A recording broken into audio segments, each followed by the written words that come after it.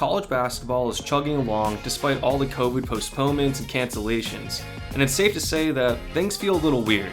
The stadiums, usually filled with thousands of rambunctious college kids and alumni, are empty, and on top of that, top programs Kentucky and Duke are struggling. Both of these colleges not only have a history of dominance, but had great success recruiting for this year. But they have a combined record of 3-6, which have a lot of people like me confused as hell. Kentucky literally had the number 1 recruiting class for the 2020 season, and Duke had the number 3 class featuring 4 5-star prospects. And with legendary coaches like Calipari and Krzyzewski, one might ask, what went wrong?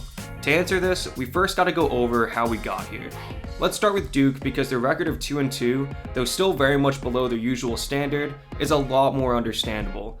After a 10-point win over Coppin State, a team they probably should have blown out, the Blue Devils took on Michigan State.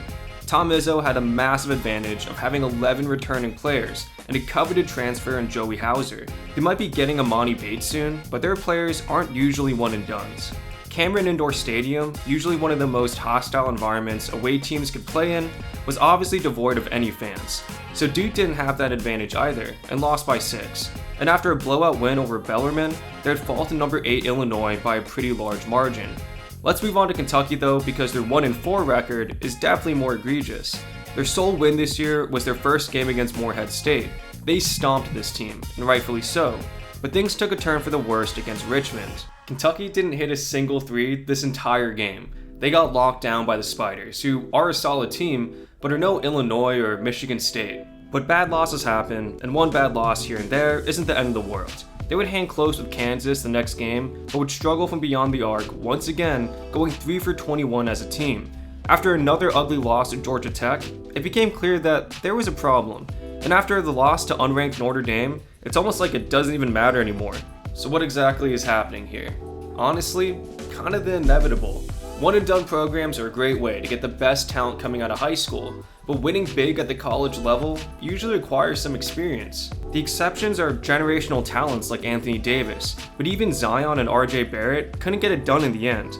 Meanwhile, programs like Virginia and Villanova have had more success in March Madness because the players know each other, know the system, and have been doing it for years. Duke is used to having guys like Grayson Allen that can anchor their team as an upperclassman, but without that leadership this year, they are bound to lose against teams that know how to play with each other, especially earlier in the season. One can say that the weird pandemic setting of things has thrown them off, but there are some big takeaways here. 1. If BJ Boston continues to struggle against solid opponents, his draft stock is going to take a bad turn. Also, Coach Cal needs to figure out where his team's offensive identity is.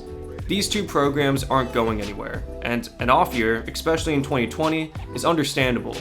But their struggles in the emerging G League program begs the question, is the one-and-done era coming to an end?